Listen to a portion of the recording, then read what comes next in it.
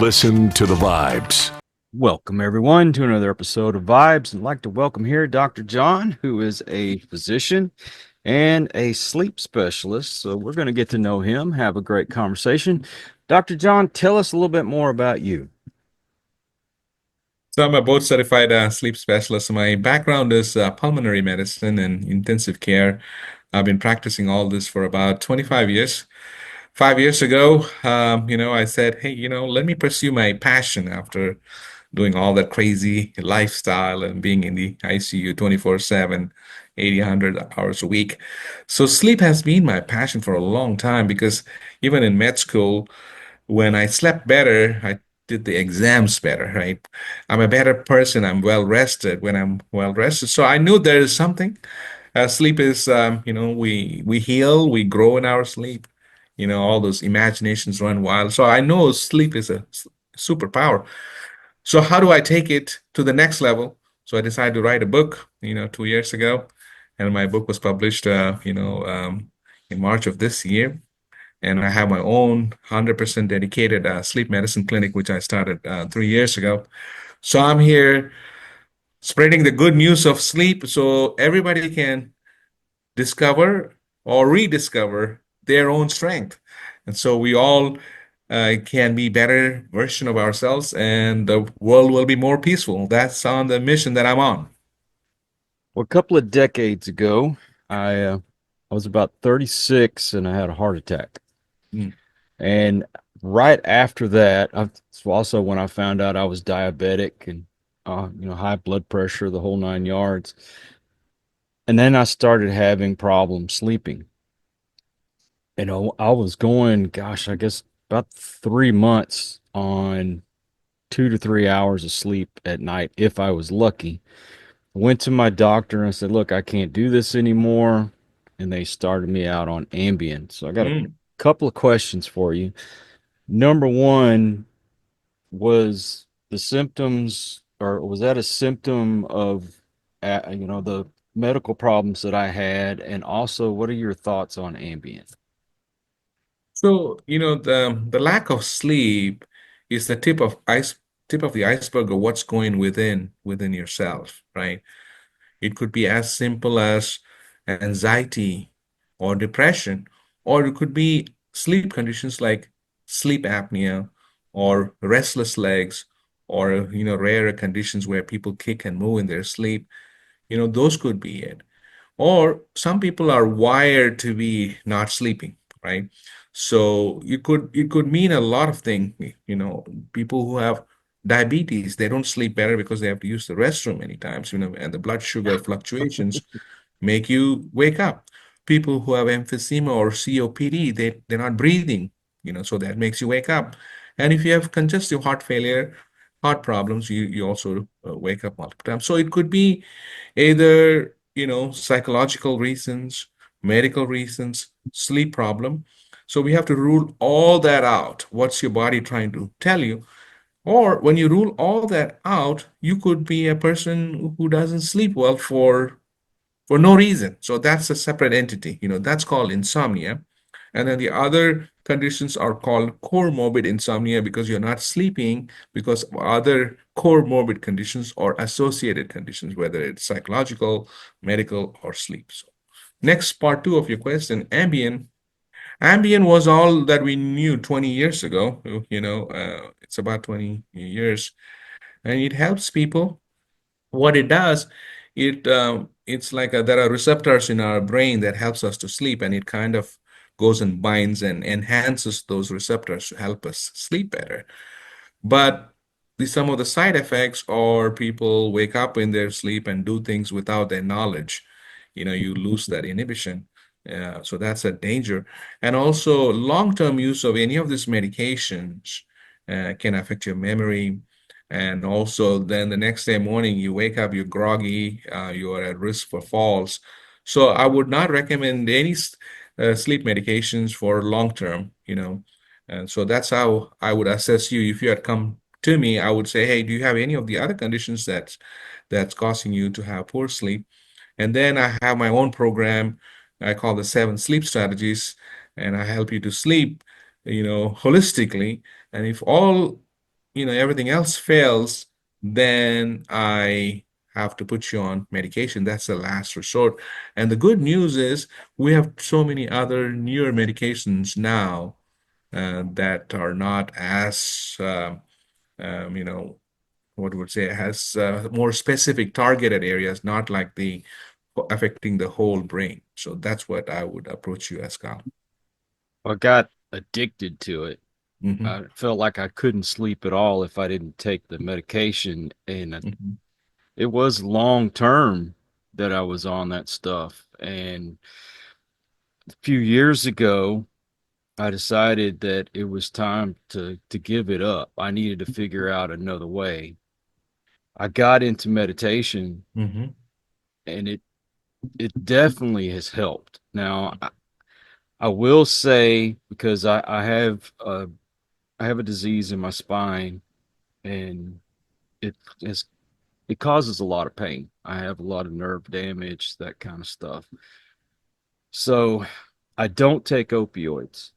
That was something I stressed to my doctor because I am an addict. I didn't want to take opioids, so they put me on buprenorphine, and it acts like a a pain medication, but it's not that same effect that I got off opioids.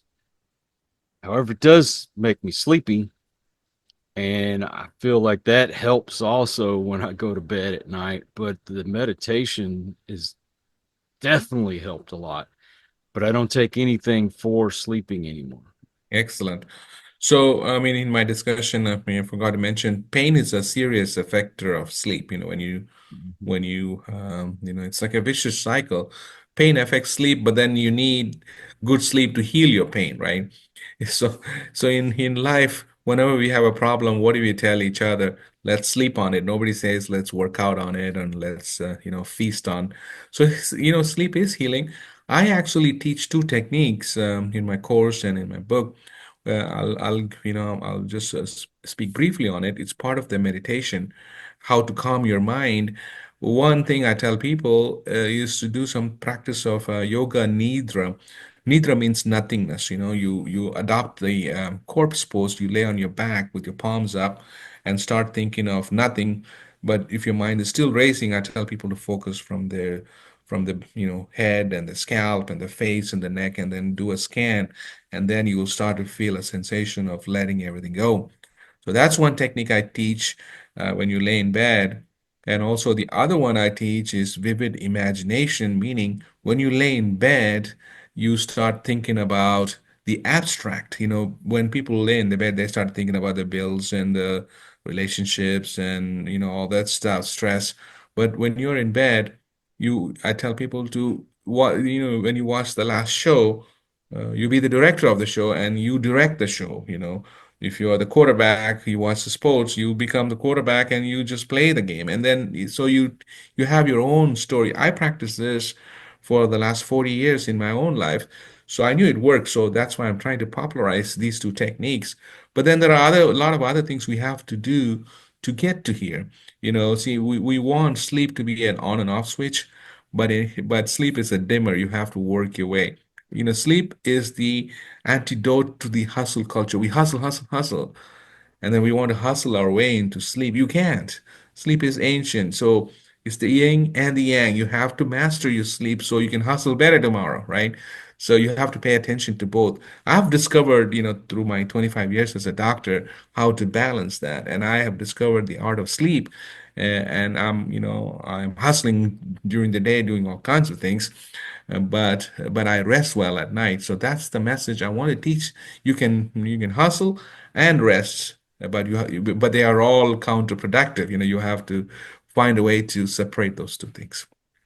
How many different disorders are there? And is there a difference in disorders with men and women and adults and children? Correct. Great question. There are like over 75 sleep disorders per se, but the two major problems are either I sleep too much or I don't sleep, right? The I don't sleep is more common. It's a condition called insomnia. It's more common in women for many reasons. Two-thirds of all people who don't sleep well at night are women. So the other condition is that affects men is sleep apnea. Men snore a lot because our larynx is bigger, and so the voice, the sound goes and amplified in our larynx. So that's why that's why men get more help quicker. So sleep apnea is more common in men, and insomnia is more common in women. And children have also sleep apnea because of tonsils. Children's problems are, behavioral problems. They don't sleep well because the parents are not, I call it a 50-50 problem. The children know they can manipulate the parents a lot. And then also there's night terrors, nightmares, and those are some of the things very common in children. And also restless legs are common in children, and also restless legs, we can also see that in adults.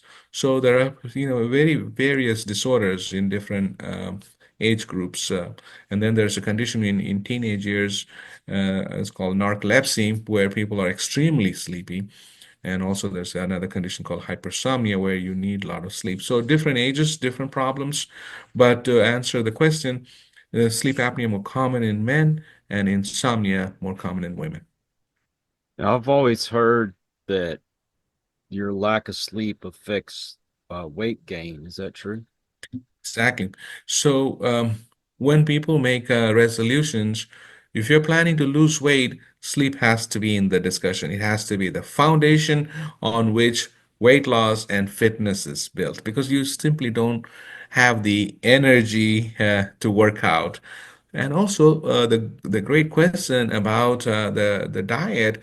If you are awake most of the time, what do? We have more time to eat. So we go and grasp, and especially poor choices when you're groggy, you reach for, the sugary drinks and the chips and all that.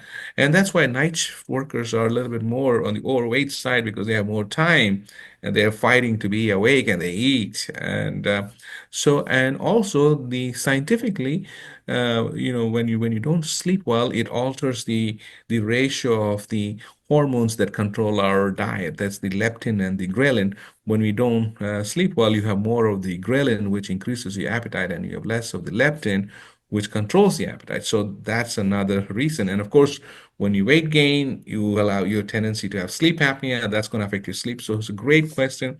So anybody, we have to focus.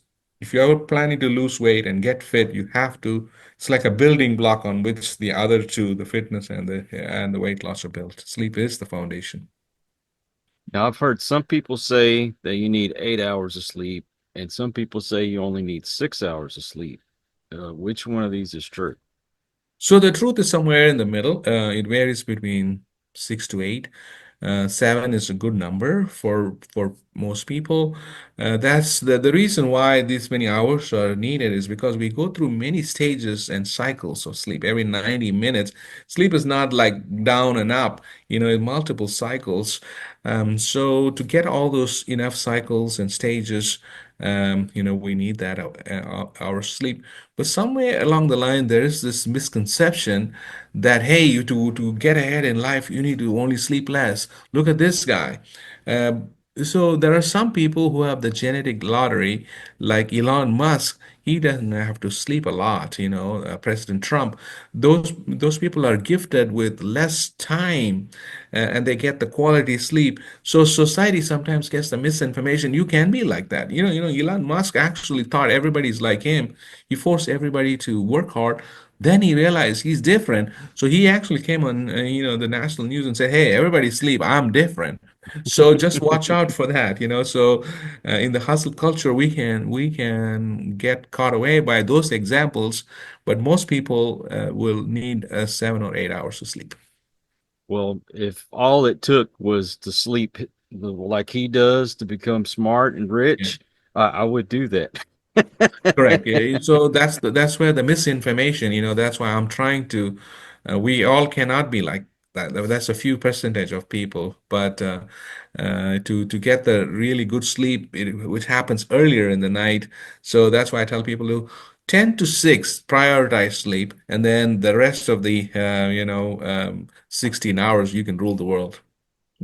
When's the best time to like, cut off eating and drinking before you go to sleep?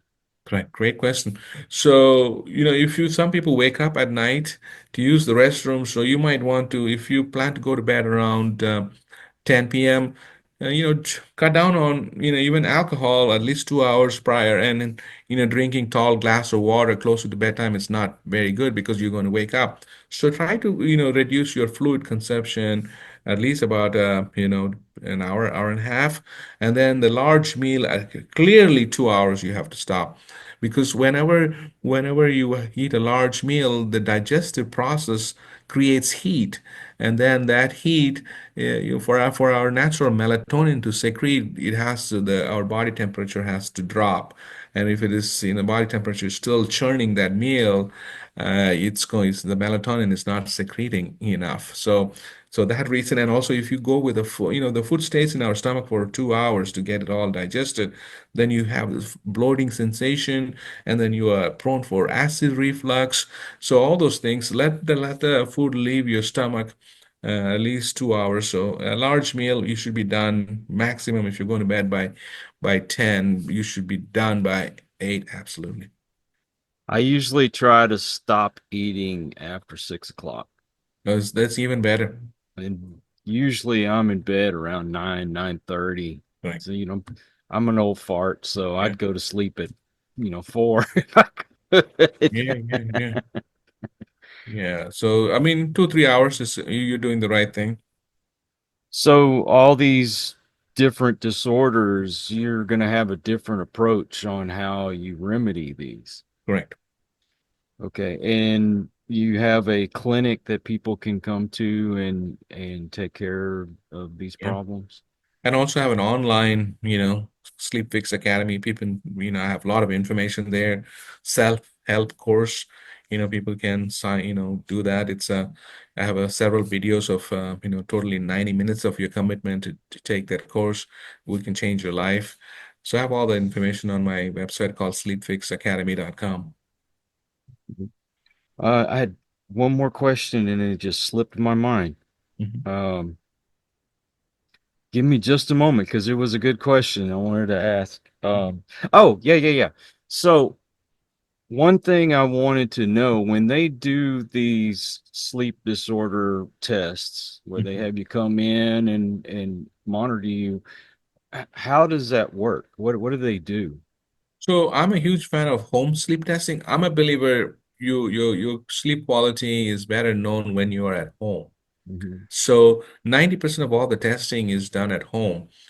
So the device is almost like 96% accurate. So when you go to the lab, what they're measuring is there'll be belts on your chest, and to see, whether you're stopping breathing, there'll be a oxygen pulse monitoring.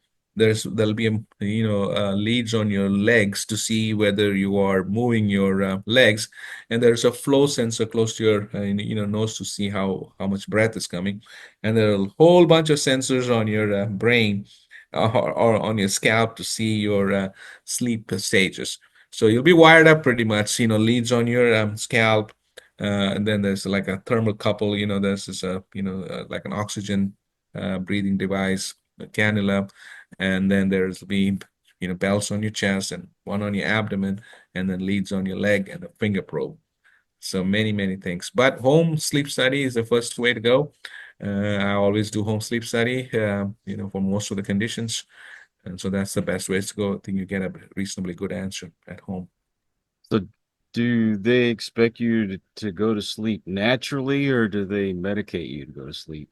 So it's a kind of like an interesting question that everybody is concerned about going and sleeping in center. But when we survey people the next day, 90% of them actually sleep better. That is the absolute paradox. Of course, if you're on a sleeping pill at home, you probably need to bring that on that night of the study. Very rarely, people are extremely apprehensive, so I sometimes we have to give them a pill to go to sleep. But 90% of the people actually sleep better in the sleep lab. That's the irony of this whole thing. Do you have social media? Correct. I'm known as Dr. Sleep Fix on all the social media, Facebook, Instagram, LinkedIn, and even on TikTok. So I'm all over the place. I'm going to put all those links in the description just to make it easier for folks to find you. Yeah. Dr. John, thank you so much for coming on today. Well, thank you for your time. Sleep is a superpower. The best part is it's within us. It's free. People, once you focus on your sleep, prioritize 10 to 6, then you'll be supercharged for the rest of the day and you'll be more energetic. You're a better human being. You're more kind. So sleep is very powerful and we heal, we grow in our sleep. And if you're an athlete, you need all that. So sleep well and be well, everyone. That should be a resolution for 2025. Exactly. I also want to thank all you folks out there. If you are new to the channel, I hope you'll come back. Please hit that subscribe button. And for my regulars, you guys are awesome because you make it possible for me to do this. Until the next one, everyone, please take care. Be kind to one another. God bless and peace. We hope you enjoyed this episode of Listen to the Vibes. You can catch us on Buzzsprout or wherever you listen to your favorite podcasts, and on YouTube. Follow us on Facebook at The Vibes Broadcast Network